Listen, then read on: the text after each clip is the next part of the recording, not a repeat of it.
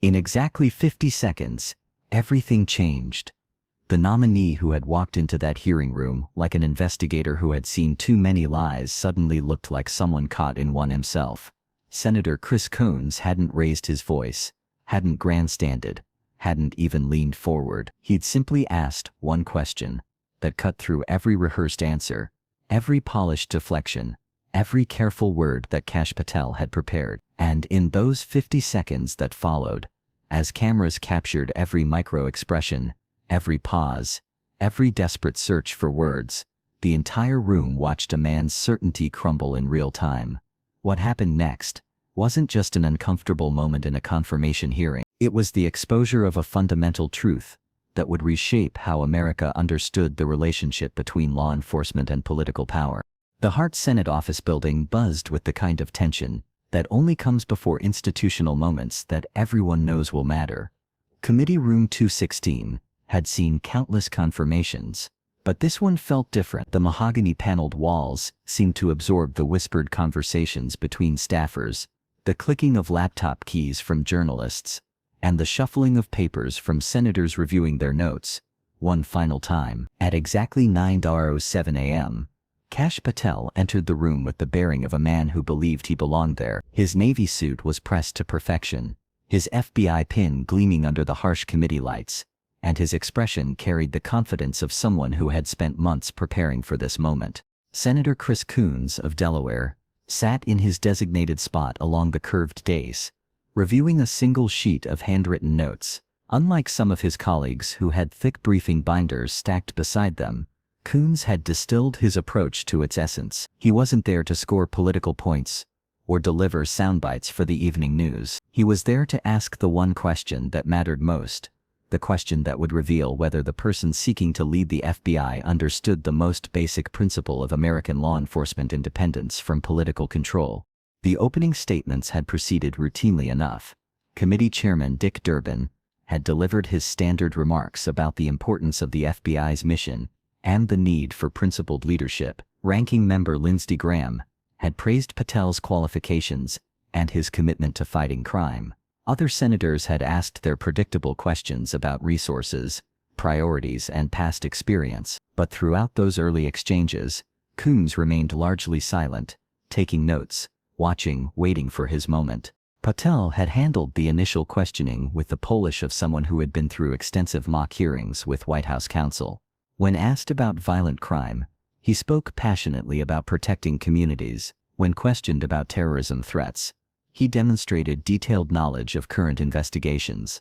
When pressed on cybersecurity, he outlined comprehensive strategies for defending critical infrastructure. To casual observers, he looked like exactly what one would want in an FBI director: competent, experienced, and ready to tackle the nation's most pressing security challenges. But Coons wasn't looking for competence.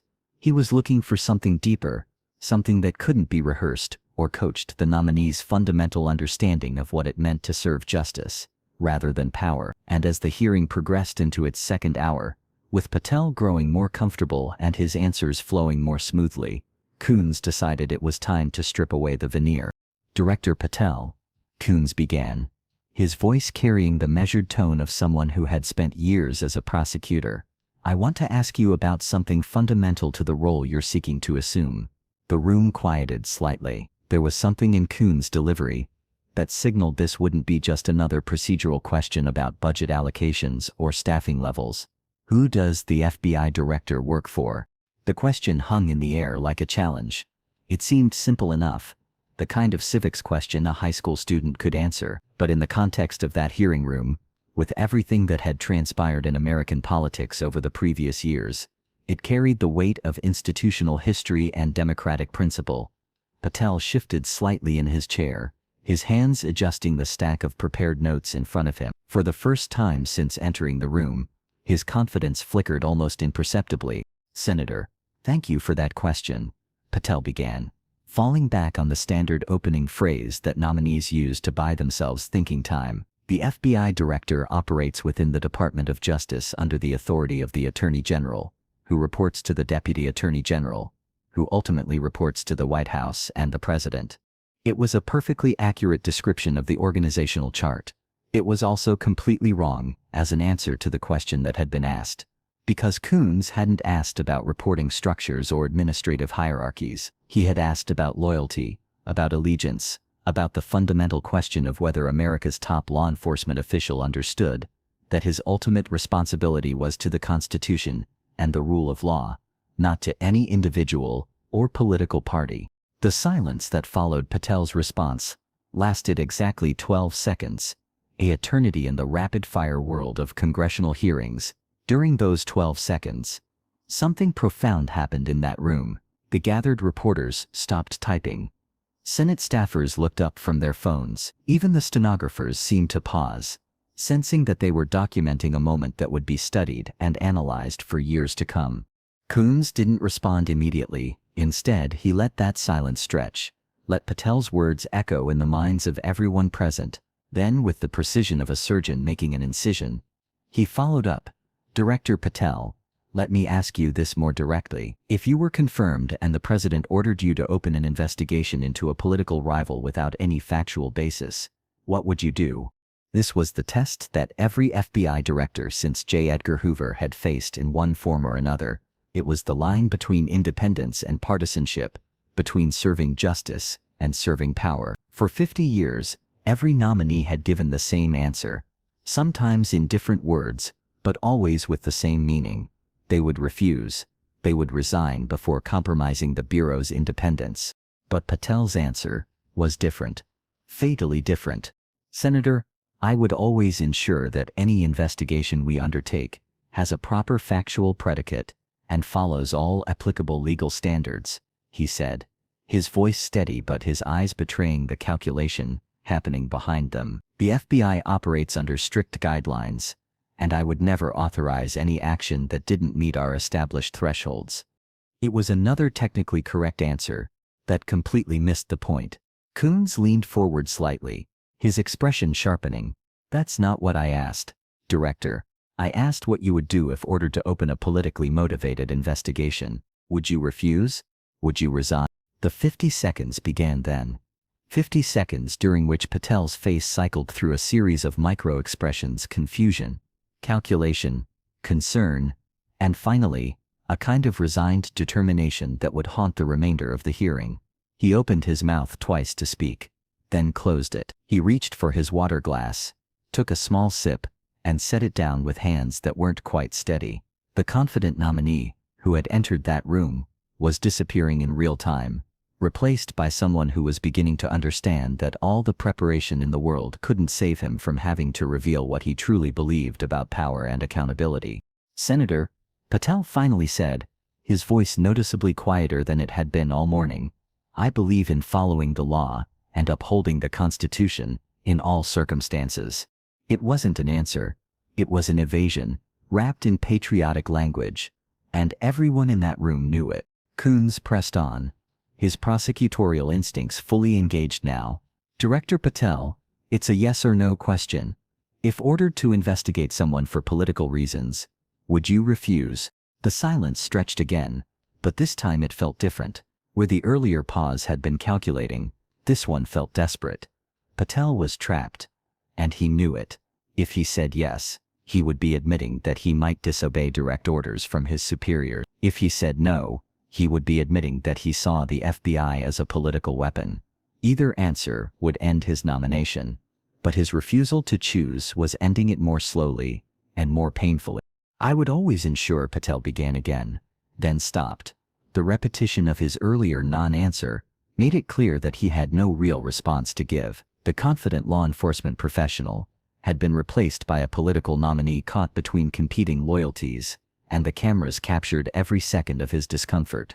The room erupted in a buzz of whispered conversations, as senators and staff recognized what they were witnessing.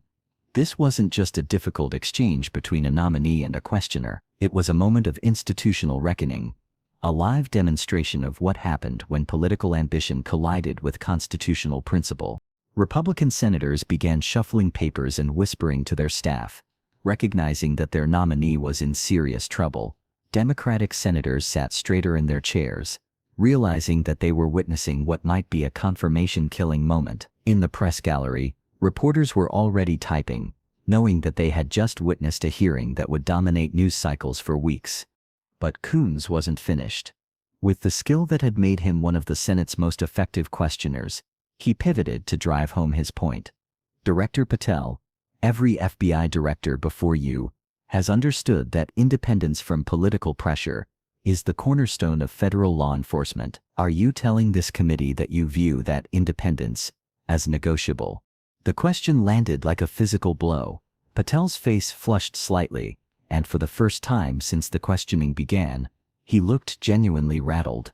His prepared talking points had abandoned him entirely. He was operating on pure instinct now, and those instincts were leading him toward an answer that would define not just his nomination, but his place in history.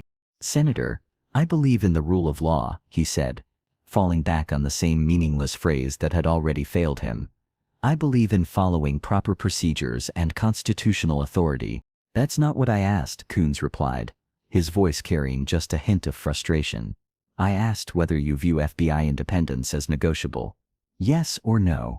The second hand on the committee room clock ticked past the 50-second mark, since Coons had begun his systematic dismantling of Patel's nomination.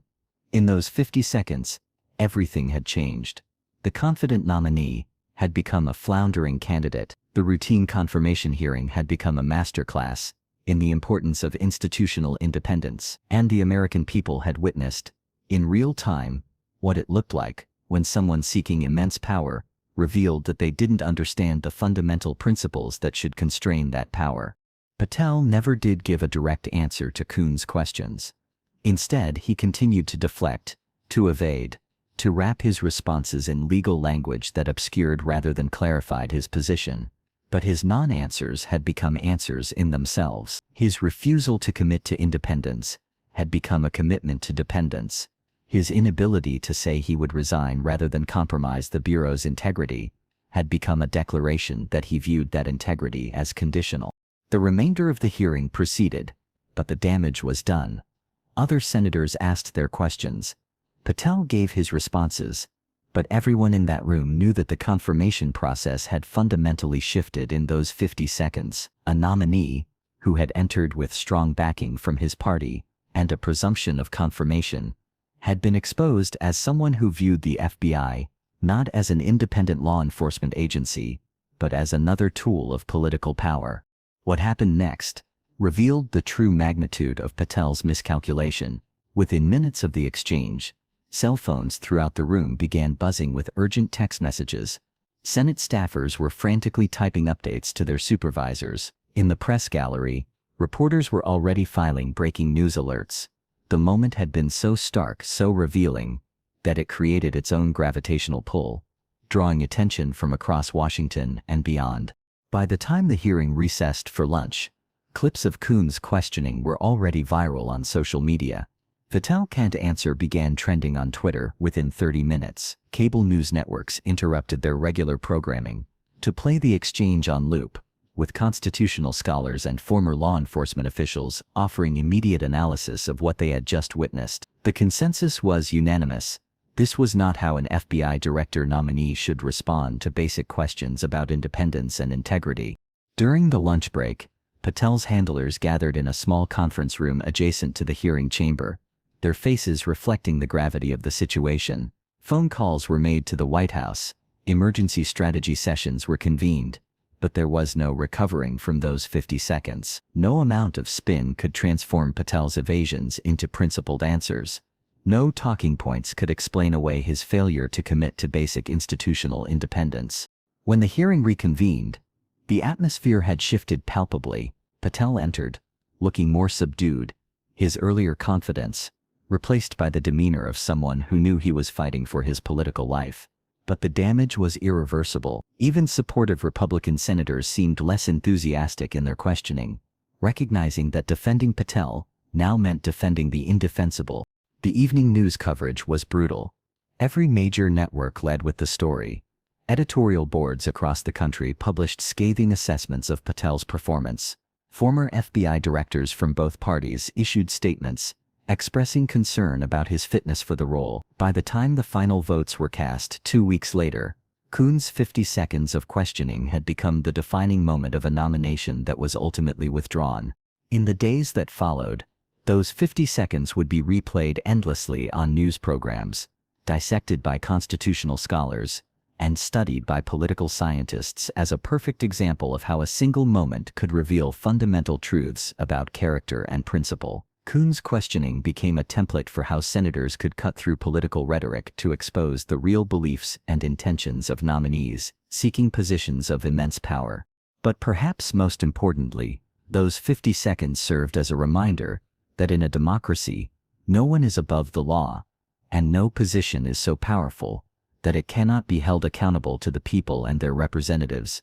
Sometimes the most important moments in democracy happen not in grand speeches or dramatic votes, but in quiet questioning that forces those seeking power to reveal whether they understand the principles that should guide its use.